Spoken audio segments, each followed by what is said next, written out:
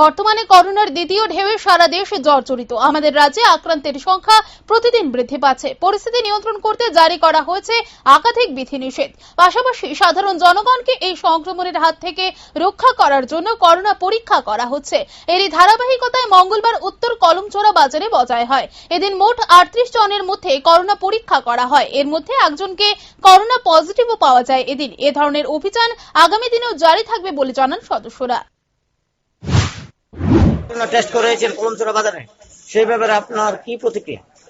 নমস্কার, আমি ডক্টর শুভ্রজিৎ, কমলনগর হাসপাতাল থেকে। তো আজকে আমরা এই নর্থ কলমচোরা বাজারে 38 জনের টেস্ট করিয়েছিলাম, তার মধ্যে একজন পজিটিভ আসলো। তো এই আর কি, বাকি আমাদের এই নর্থ কলমচোরার প্রধান, উপপ্রধান আর বিডিও স্যার সবাই আমাদেরকে সাহায্য করেছে।